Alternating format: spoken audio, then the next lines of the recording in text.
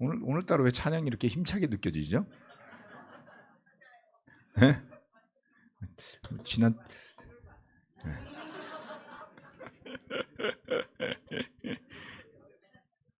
아, 자, 오늘은 설교 말씀 마치고 성찬을 하도록 하겠습니다. 3월 벌써 둘째 주군요. 3월. 자, PPT 띄워주시겠습니까? 오늘 설교 말씀의 제목이 좀 깁니다. 지난주에 이제 나사로에 대해서 말씀을 나눴잖아요.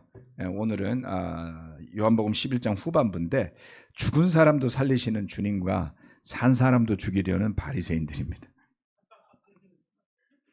예수님과 우리 사람, 우리도 될 수 있죠. 어떤 차이가 있는지를 이 말씀들은 좀 분명하게 보여주는 것 같아요. 나사로의 이야기에 대해서 워낙 유명한 이야기니까 늘 나사로의 이야기를 보면은 초점이 그 누이들과 그리고 예수님 다시 살아난 나사로. 근데 나사로는 늘 말이 별로 없어요. 그렇죠? 나사로는 별로 말도 없고 늘 그 마르다와 마리아가 그 스토리의 주인공처럼 느껴지지 않습니까?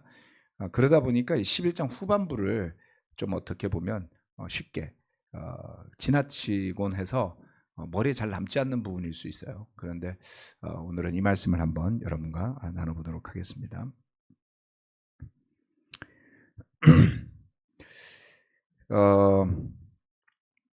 그 기적이 이제 부활이라는 기적이 사실은 그 스토리의 핵심이기는 합니다만 그로부터 이제 이후에 벌어지는 일들에 대한 설명이 이 말씀들입니다. 11장 47절과 48절 그리고 52절까지 쭉 한번 읽어보도록 하겠습니다.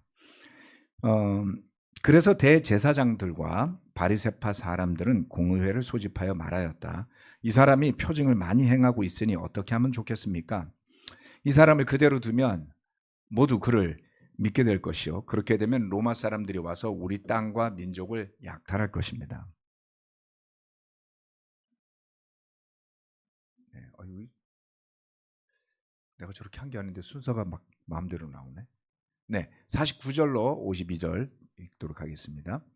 그 가운데 한 사람으로서 그해 대제사장인 가야바가 그들에게 말하였다. 당신들은 아무것도 모르고 한 사람이 백성을 위하여 죽어서 민족 전체가 망하지 않는 것이 당신들에게 유익하다는 것을 생각하지 못하고 있어. 이 말은 가야바가 자기 생각으로 한 것이 아니라 그의 대제사장으로서 예수가 민족을 위하여 죽으실 것을 예언한 것이니 민족을 위할 뿐만 아니라 흩어져 있는 하나님의 자녀를 한데 모아서 하나가 되게 하기 위하여 죽으실 것을 예언한 것이다. 그 나사로가 되살아난 이 기적은 대단한 기적이었죠. 그런데 제가 최근 작년 언제부터였죠? 주빌리 전후로 요한복음 말씀을 쭉 주일날 설교를 했었는데요.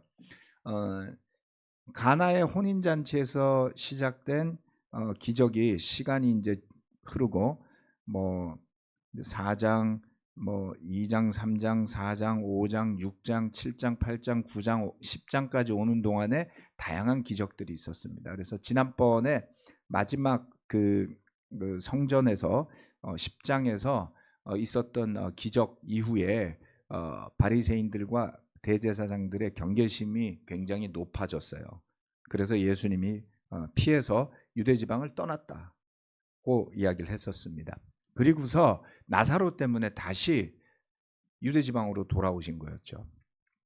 그리고 돌아왔을 때 아주 결정적인 사건이 벌어진 것이 바로 나사로의 부활 사건이었습니다. 죽었던 그를 되살리신 것이죠.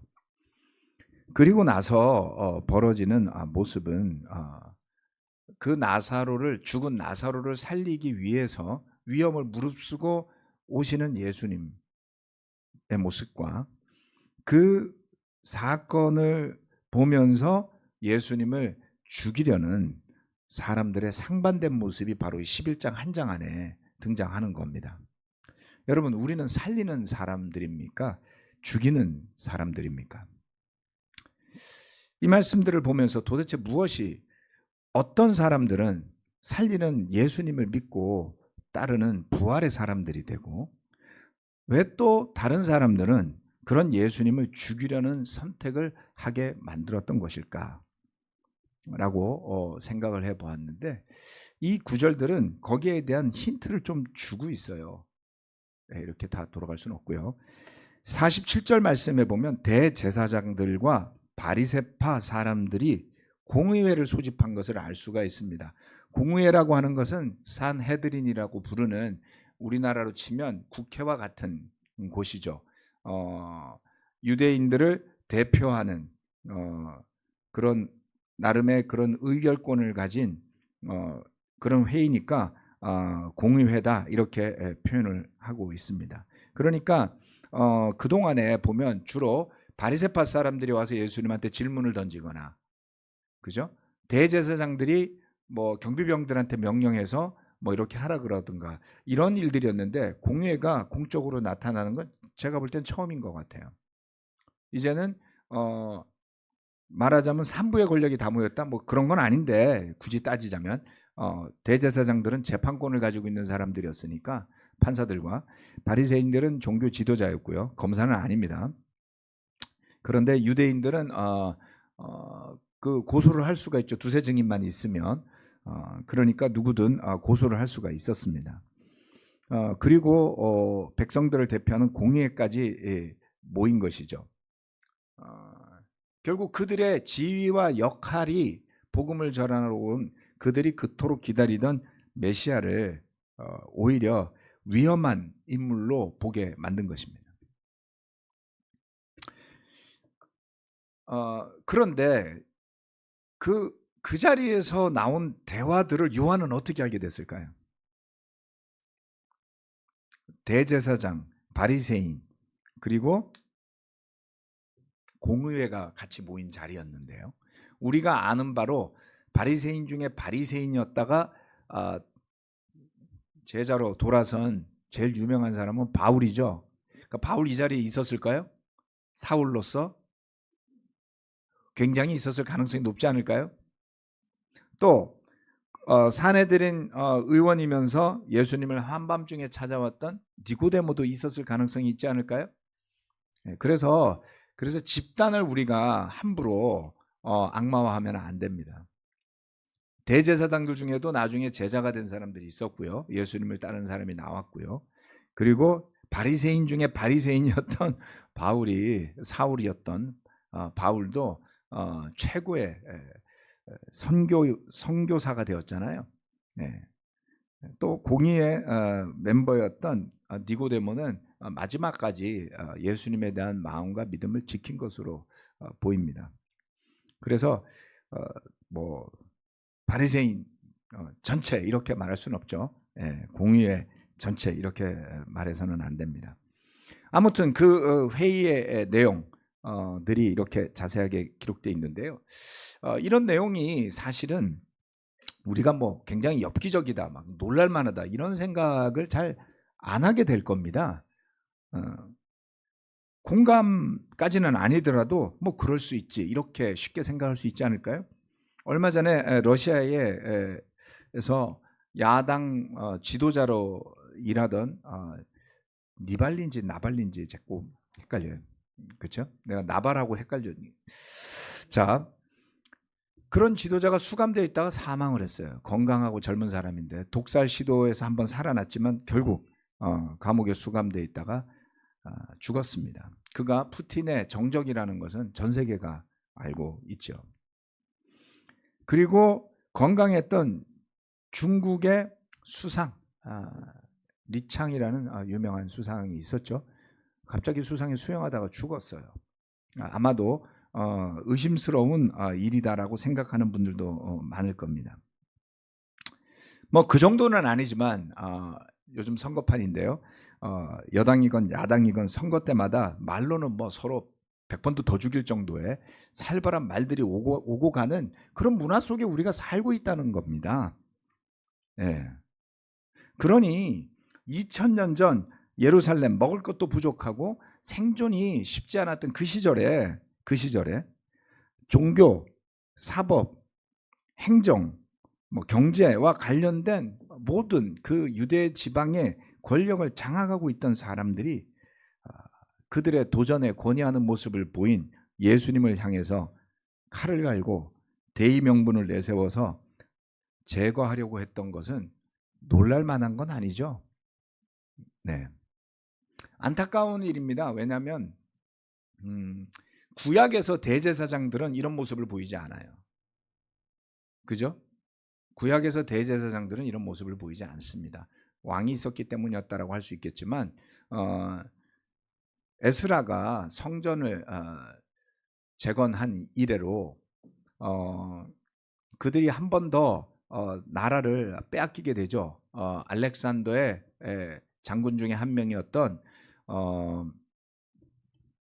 이름 까먹었네요. 아시리아의 왕이었는데 그래서 그 나라를 한 번 더 빼앗긴 상태에서 약 150여 년간 독립을 쟁취할 때에 그때에 종교적 열심을 냈던 사람들이 대제사장 가문들이 주도권을 가지게 됩니다. 그 뒤로부터 시작해서 유대는 대제사장들이 정치적 권력을 가지고 있는 왕은 오히려 어떻게 보면 협력하는 관계에 굉장히 복잡한 정치적 상황 속에 나라가 놓이게 됩니다. 그런데 이와 같은 사람들의 모습을 보면서 저는 좀 끔찍하다라고 생각하면서도 우리 자신들의 모습이 여기에 있지 않은가 하는 생각을 해보게 되었습니다. 각각 정도는 다를지 모르지만 여러분 한번 생각해 보세요. 여러분의 생각이 있을 때 자기 자신의 생각대로 되도록 하기 위해서 노력하지 않습니까? 예. 부부가 자기 뜻대로 가정을 한번 꾸려보기 위해서 노력하지 않나요? 저희 가정은 재정의 주도권을 누가 가지느냐를 가지고 계속 엎치락뒤치락 여러 번 했습니다. 자, 내가 관리할게. 안 돼. 내가 관리할게. 그럼 제가 관리하면 집안에 전자제품이 늘어나고요. 저희 와이프가 관리하면 그릇이 늘어나고 이런 식으로 가구가 늘어나고 한 서너 번 왔다 갔다 한 끝에 제가 아내에게 일임을 했습니다. 네, 어머님 맡긴 지 한 20년 돼 가요. 네. 교회 예산 관리는 쉬운데 제 돈이 아니니까 제 돈은 그냥 쓰고 싶어서 관리가 잘 안 됩니다. 그래서 그리고 와이프가 하자는 대로 대체로 해주다 보면 꼭 빵꾸가 나요. 그런데 와이프는 제가 하자는 대로 절대로 안 해줘요. 좀 억울하죠. 근데 성향상 어쩔 수가 없어요, 제가. 그래서 우리 집 재정은 당신이 맡아라. 결론은 그렇게 갔죠. 근데 주도권 싸움을 부부들도 합니다. 자녀들이 생기면 어떤가요? 그 아이들을 부모의 뜻대로 되게 하려고 정말 노력하지 않습니까? 그게 아이의 미래를 위해서 좋다는 가정하에. 근데 저는 대한민국 대다수의 부모가 실패하고 있다고 생각합니다. 불행하잖아요. 젊은이들이. 학생들이 불행하잖아요. 그 불행은 누가 줬을까요? 사회가 일정 부분 줬겠지만 부모가 더 큰 역할을 했을 가능성이 높다라고 봅니다. 자녀들을 조정하려는 마음이요. 그럼 가정에서만 그런 일이 일어날까요? 아니요. 교회에서도 일어납니다. 바이블톡이라는 모임을 만들면 그 모임을 자기 뜻대로 가도록 하기 위한 노력들을 하지 않습니까? 봉사한다는 이름으로.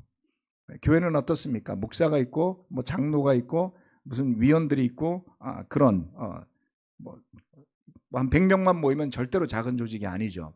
그 속에서 자기의 뜻을 관철하기 위한 투쟁들도 벌이지 않습니까? 꼭 교회가 이렇게 되어야만 할 것 같은. 굳이 따지자면 우리 그리스도의 교회 목사를 하시는 분들은 그 부분에서 좀 더 탁월하고 뛰어난 분들이었다라고 생각하시면 별로 틀리지 않습니다. 잘했으니까, 뭔가 헌신했으니까 전임으로 뽑혔고, 그리고 또 굴곡이 있지만 기여하고 헌신했으니까 목사로 임명도 해주고, 그리고 또 보기 싫은 점도 있지만 대체로 저 정도는 참아줄 만하니까 교회 형제자매들도 같이 있었던 것 아닌가요? 제가 좀 신랄하게 이야기하자면. 그런데 그게 독이 된다는 겁니다. 정도의 차이가 어느 정도 있을지 모르지만 지나치지 않을 정도 가십도 하고요. 비방도 하고요. 심지어는 자기 뜻에 맞지 않으면 좀 제거시키려고 좀 멀리도 하고요. 불이익도 주고요. 그런 행동들을 정말 우리가 하나도 하지 않았을까요? 저는 많이 했습니다. 내 뜻과 다르면 왜 그렇게 생각하니? 라고 따진 적도 있어요. 그때는 몰랐어요. 그게 뭔지. 상대방의 뜻이 뭔지, 그것이 선하다라는 것을 충분히 보려고 하지 않으니까. 조직의 이익이 우선이 되면 그렇게 되는 겁니다. 그 한 사람이 소중한 게 아니라 우리 바이블 통계 잘 돼야 되니까 넌 안 돼. 너 같은 태도를 가지면 안 돼. 내 뜻에 반하니까. 교회가 잘 돼야 되는데 내 뜻에 반하니까 너 그렇게 하면 안 돼. 이런 생각들이요. 우리 가운데 누가 자유로울 수 있을까요? 자, 첫 번째. 하나님은 사람들의 사악함도 선한 뜻에 기여하게 하신다라는 겁니다. 놀랍게도 하나님은 이와 같은 우리의 사람들의 사악함을 하나님의 선한 뜻에 기여하게 하시는데요. 그렇다고 계속 사악하라는 뜻이 아닙니다. 끝까지 들으셔야 돼요. 이 말씀을 한번 살펴봅시다.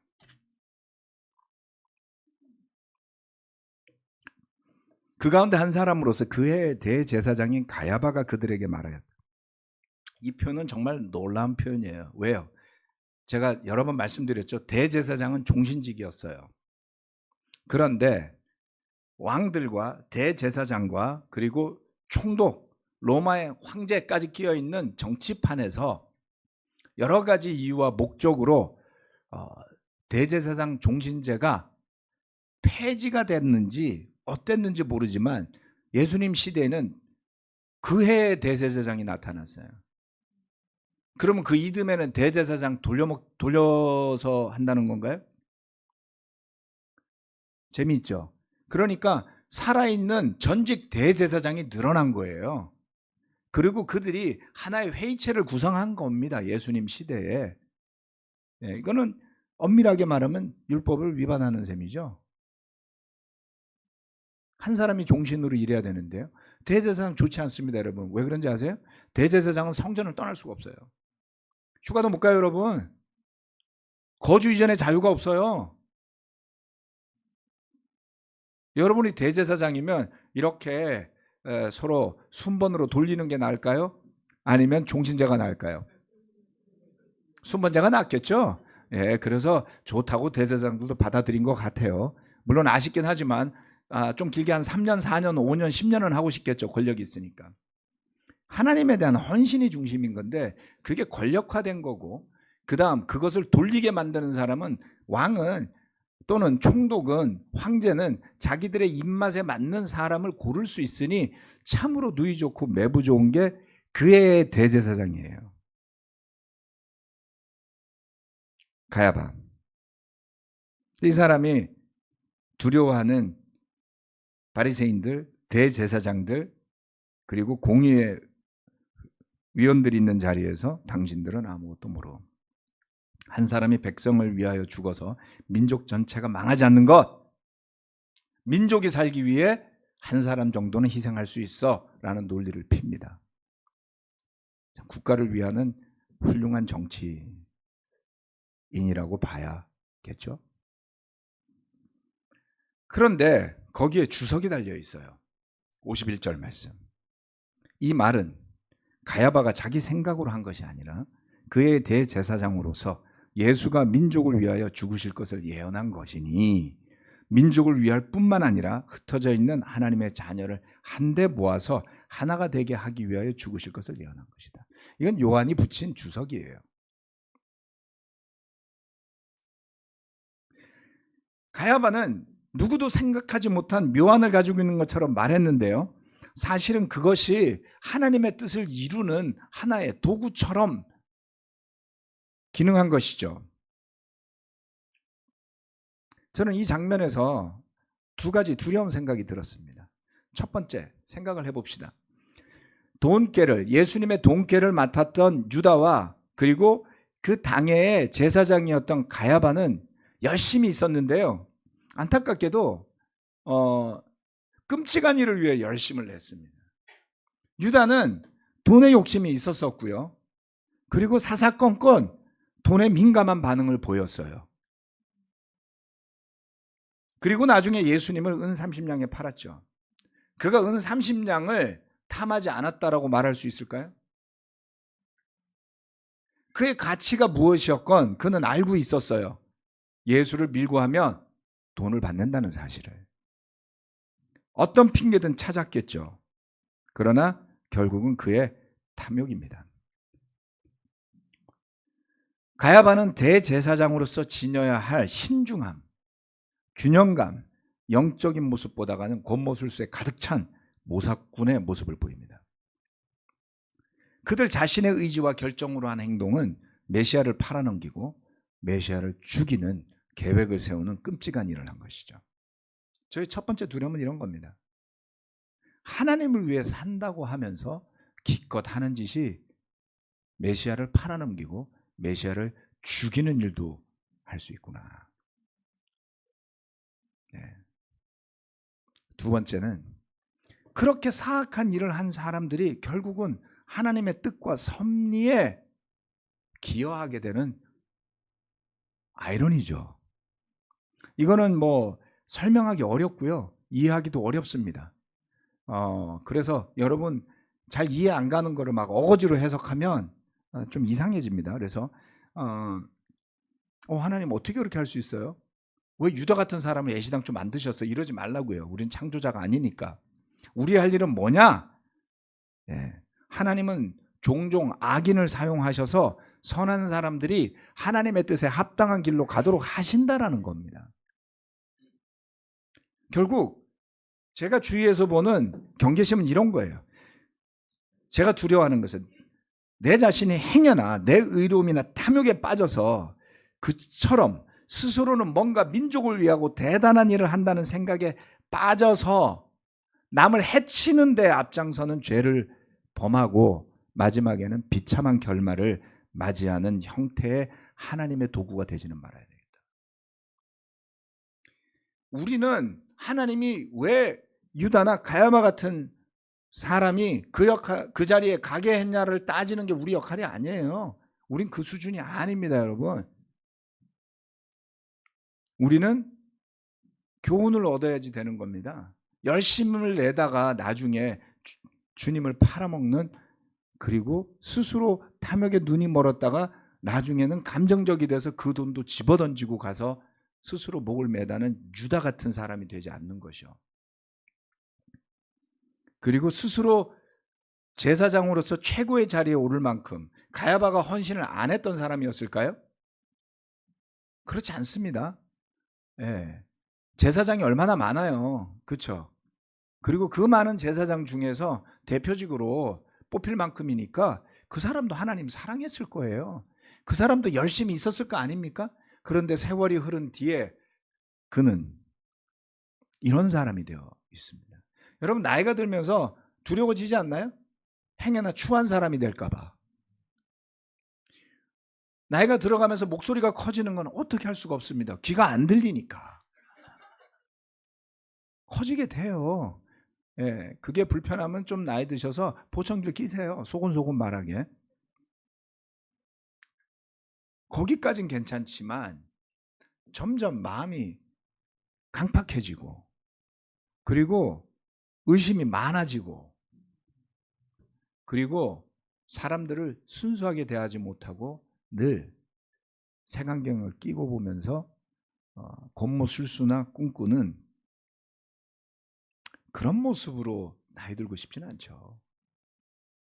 그런데 여러분 그게 그냥 될 일입니까?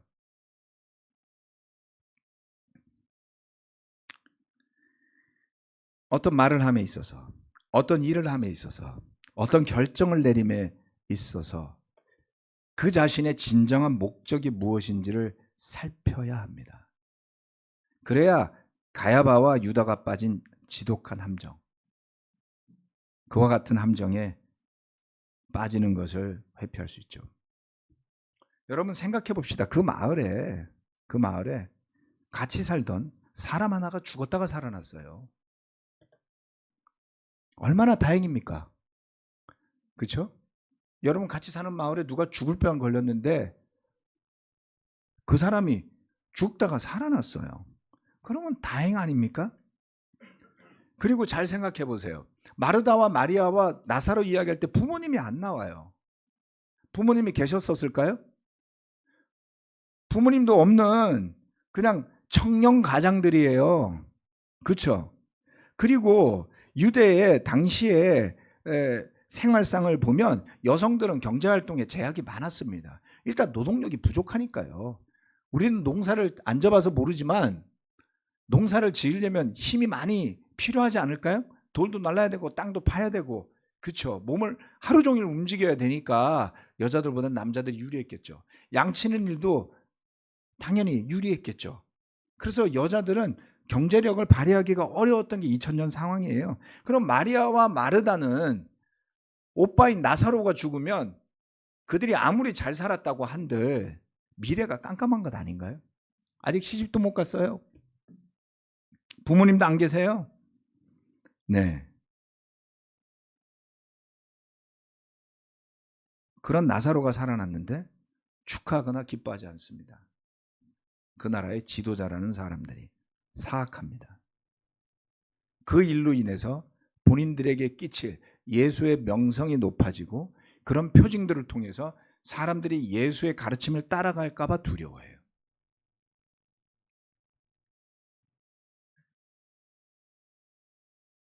남의 불행이나 바라고 있는 마음을 하나님이 축복해 주실까요? 사돈이 땅 사면 배 아프다라는 형태의 그 속담, 격언은 다른 나라에서는 아직은 못 봤어요. 저는 일본에도 없고요, 미국에도 없습니다. 네, 뭐 농경사회가 아니었으니까 유럽은 그럴지도 몰라요. 밀밭에서 뭐 사람 다 비슷하겠지만, 그렇죠? 좁은 땅덩어리에서 오랜 세월을 함께 살았잖아요. 별로 이렇게 섞이는 일도 없었잖아요. 그래서 태생적으로 저는 우리나라 사람들 사고가 좁을 수밖에 없다라고 생각합니다. 바다 건너서 남의 나라 쉽게 갈 수도 없고요. 유럽을 가보면 인종이 다양해요. 네? 한 나라에 이란이라 그래서 이란 사람들을 구성하는 파르시족이 60% 정도밖에 안 돼요. 한번 생각해 보세요. 우리나라 국민의 40% 이상이 외국인 태생이라면 어떨까요? 대부분의 나라가 그래요. 유럽은. 왜요? 옆에 걸어가면 딴 나라니까. 말 타고 마차 타고 가면 남의 나라 가니까 거기서 눈 맞아서 살면 끝나잖아요. 너무 좁은 데 살아서 사촌이 땅 사면 배 아픈 습성이 21세기에 전 세계를 누비고 있는 대한민국에서도 벌어지고 있다면, 그리고 그게 여러분과 저 안에서, 우리 가정에서, 교회에서 벌어진다면 비극 아닐까요? 무엇이 되었건 그들 자신의 죄악의 대가는 치르게 됩니다. 하나님의 뜻에 기여했다고 정상 참작되지 않아요. 누가 죄를 지으면서 하나님의 뜻에 기여하라 그랬습니까? 그것은 정상 참작이 되지 않습니다. 그의 죄의 대가로 끝날 뿐이에요. 하나님의 뜻을 이루되 이렇게 이뤄서는 안 되겠죠. 우리의 선택은 뭡니까? 야고보서 3장 16절 17절 말씀. 시기심과 경쟁심 있는 곳에는 혼란과 온갖 악한 행위가 있습니다. 그러나 위에서 오는 지혜는 우선 순결하고 다음으로 평화스럽고 친절하고 온순하고 자비와 선한 열매가 풍성하고 편견과 위선이 없습니다. 야고보서 말씀, 요즘 제가 주중에 설교하는데 아마 이게 다다음 주쯤, 이번 다음 주쯤에 할 설교일 겁니다. 쉽고 마음에 다가옵니다. 우리가 살고 있는 곳에 진짜 가득한 게 뭡니까? 평화가 가득한가요? 순결이 가득한가요? 친절함이 가득한가요?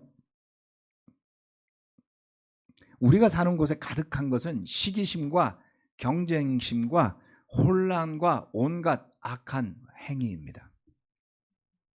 우리가 그 속에 살아가고 있다는 사실을 있는다라는 것은 뭡니까? 스스로가 그처럼 되었기 때문이 아닐까요?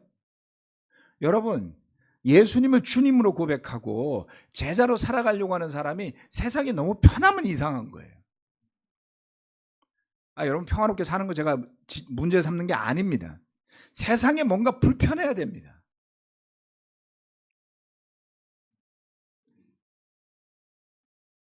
손해봐야지 돼요.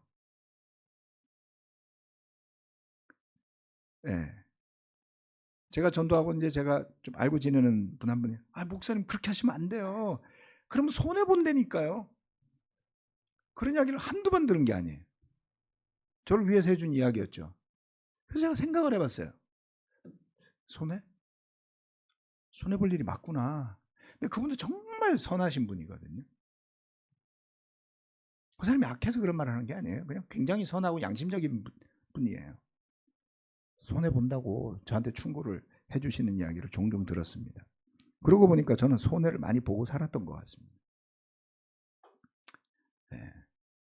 그런데 우리 차라리 손해보는 게 낫지 않을까요? 위에서 오는 지혜, 세상의 논리가 아니고요. 우리가 따르고 싶고 우리가 받고 싶은 것은 위에서부터 오는 지혜 아닙니까? 네.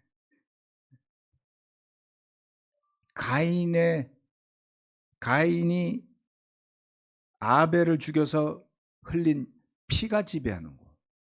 땅은 저주를 받았다 그랬어요. 우리가 너무나 소중하게 생각하고 없으면 안 될 것 같고 우리에게 모든 먹거리를 가져다 주는 이 땅이 벌써 그 옛날에 저주를 받았다고 그랬다고요. 그런데 그것에만 의지해서 살면 어떻게 될까요? 위에서 오는 지혜가 반드시 필요합니다.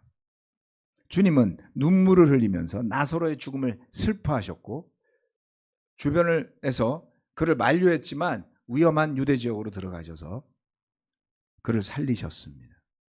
그것이 우리의 롤모델이고 그것이 우리에게 용기와 희망을 줘야지 돼요. 내가 당할 불이익 때문에 마땅히 살려야 할 사람을 살리지 못한다면, 내가 당해야 할 불이익 때문에 마땅히 제자로서 해야 할 일을 못한다면 안타깝지 않을까요? 세 번째 마지막입니다. 참으며 선한 일하기. 로마서 2장 6절에서 8절 말씀.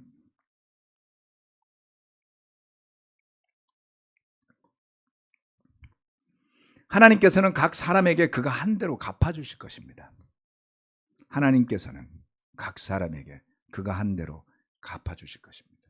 여기 주석이 붙어 있죠? 이게 이제 노트, 이걸 뭐래 참조. 시편 62편 12절 잠언 2장 말씀을 인용한 거였어요. 자, 바울이 은혜와 믿음을 강조했는데 로마서 전반부에 이런 말씀이 있다는 것을 무시하고 원하는 것만 뜯어가면 로마서도 이상한 책으로 전락할 수가 있습니다. 바울과 야고보가 주장하는 바가 전혀 상반되지 않는다. 승원 형제가 지난주 주중 예배 설교 끝나고 저한테 와서 요즘 로마서 바이블 스터디 열심히 하시면서 해준 이야기였거든요. 저도 그렇게 생각합니다.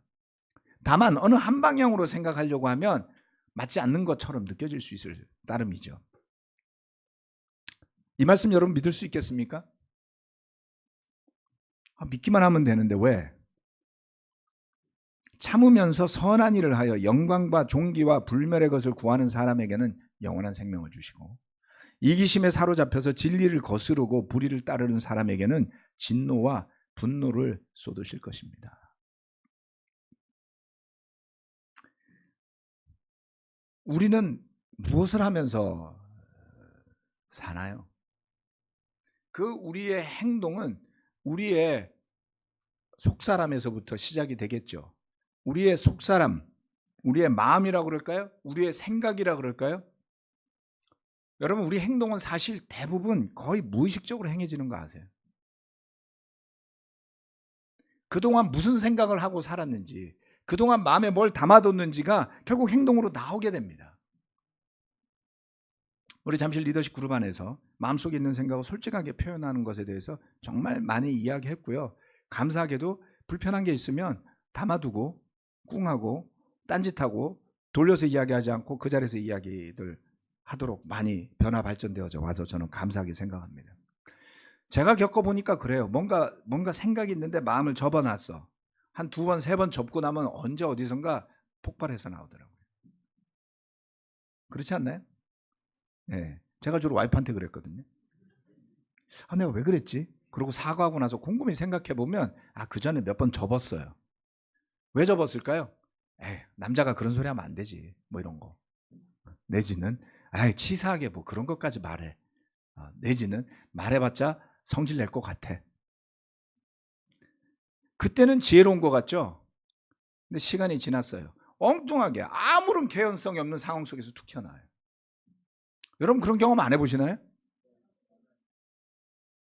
그래서 요즘은 누가 갑자기 이상한 행동을 하거나 지나치게 돌발적인 발언을 하면 저는 그 순간에 판단하지 않습니다. 뭔 일이 있었나 보네. 제가 어찌 알아요? 제가 점치는 사람은 아니잖아요. 그럼 물어보면 되죠. 무슨 일이 있었습니까? 잘 설명해 주면 제가 당신의 입장을 더 잘 이해할 수 있을 것 같습니다. 그 말 한마디에 대부분 해결이 돼요. 물론 그걸로도 해결이 안 되는 경우가 있을 수는 있습니다. 뭡니까? 우리가 해야 될 일은 참으면서 선한 일을 하여 영광과 존귀와 불멸의 것을 구하는 일입니다. 우리 다 이기적이에요. 인정해야 됩니다. 그런데 이기심에 사로잡혀서 진리를 거스르고 이거는 문제가 있죠. 이기적이라 하더라도 진리에 순종할 수 있어요. 그렇지 않나요? 마르다와 마리아 이야기를 보면 네, 그럴 수 있어요. 약간 이기적일 수 있죠.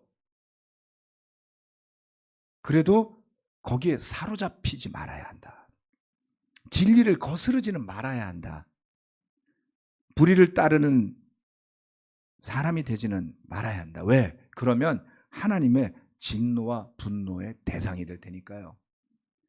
사람을 너무 많이 두려워하지 맙시다. 기껏 해봐야 죽이기밖에 더 하겠어요. 그렇지 않나요? 하지만 영혼은 멸하지 못한다고 그랬잖아요.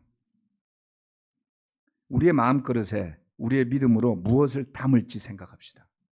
어떤 사건을 놓고 어떤 일을 놓고 여러분은 깨닫건 깨닫지 않건 그것을 정리해서 여러분 마음속에 담아두고 계신 거예요. 감정으로 담아두시건 논리로 담아두시건 담아두었다가 그것이 말과 행동으로 나오게 될 겁니다. 그게 우리 자신들이에요. 살피지 않고 아무거나 주워 담고 사실과 무관하고 내지는 공정하지도 의롭지도 않은 이기심에 사로잡힌 생각만 주워 담으면 첫 번째 여러분의 삶이 비참해질 겁니다. 두 번째 여러분이 가장 사랑하는 사람의 삶을 비참하게 만들 겁니다. 그 길로는 가지 마세요.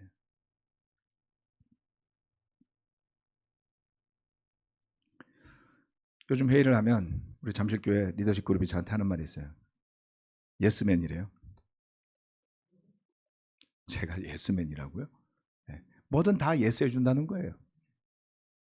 근데 이 사람한테 예스하고 저 사람한테 예스했는데 두 사람이 생각이 달라. 이래서 문제가 생기더라고요.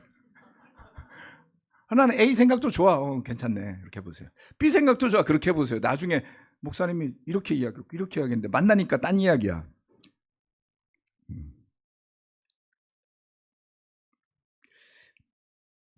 예스맨 좋은데요?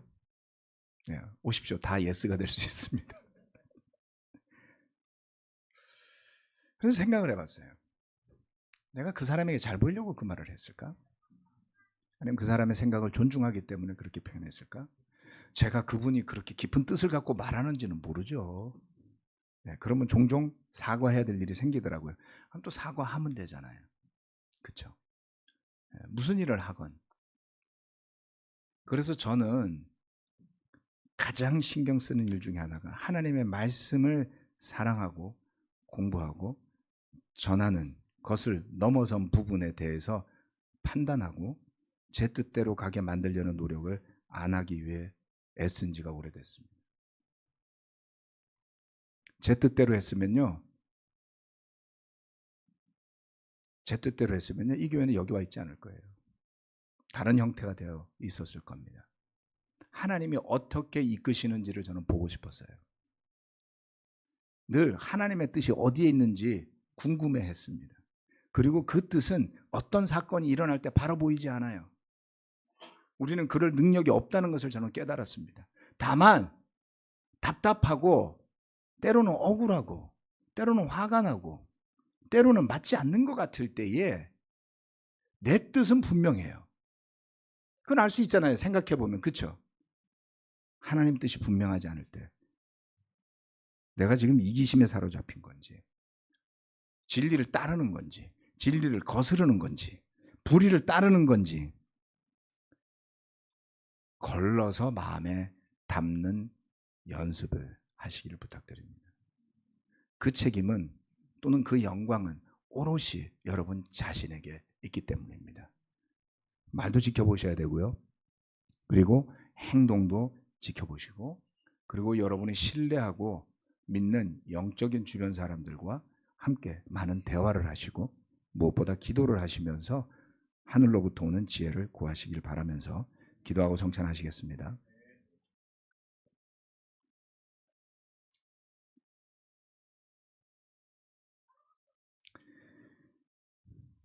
젊을 땐 잘 몰랐는데 시간이 갈수록 세상이 이렇게 좋구나 하는 것을 깨닫게 됩니다. 시간이 흐를수록 그래서 자신의 육신에 더 집착하게 되고 시간이 흐를수록 가진 것에 더 집착하게 되고 그것을 경계하지 않으면 이기심에 사로잡혀 그 노예로 전락하는 것이 어쩌면 너무나도 자연스럽고 인간적인 모습으로 사는 길인지 모르겠어요. 그러나 주님, 우리는 창조주 하나님을 믿고 그의 독생자 그리스도 예수께서 이 땅에 오셔서 우리 죄를 대신하셔 십자가에 못 박혀 죽으시고 장사한 지 3일 만에 부활하신 것을 믿습니다. 그러기에 우리의 희망은 이 땅에 있지 않습니다. 비록 하나님께서 만들어주시고 축복하여 주신 이 땅에서 살아가는 것이 참으로 감사하고 축복된 일이지만 우리의 모든 것을 이 땅에 걸지는 않겠습니다. 그리고 우리의 바람과 소망도 늘 하나님의 나라를 향해 있기를 간절히 원합니다.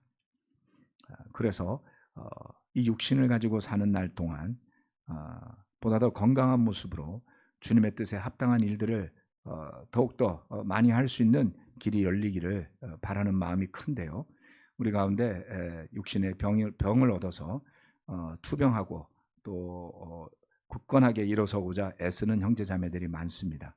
그들 모두에게 무엇보다 하나님의 나라를 사모하는 마음을 더해 주시고 그러한 마음 가운데 영적인 평온을 얻음으로써 우리 육신조차도 힘이 빠지고 평화로워져서 우리의 정신이 우리의 믿음이 우리의 마음이 우리의 육신마저도 주님의 뜻에 합당한 몸으로 세워 나갈 수 있도록 아픈 가운데 있는 분들을 축복해 주시기 바라고 또 성찬을 나눌 때 그 주님의 피와 살이 어떻게 우리의 삶에 믿음에 작용하는지를 묵상하며 감사하는 시간 되도록 축복해 주십시오. 또한 형제 자매들이 땀 흘려 수고하여 번 돈으로 하나님께 기꺼이 헌금으로 드리는 그 모든 것을 기쁘게 받아주셔서 올 한 해 여전히 어떤 어려운 가운데서도 주님의 성교가 왕성하게 일어났듯이 복음을 전하는 일을 위해 훌륭하게 쓸 수 있도록 축복하여 주십시오. 감사드리며 예수 그리스도 이름으로 기도합니다. 아멘.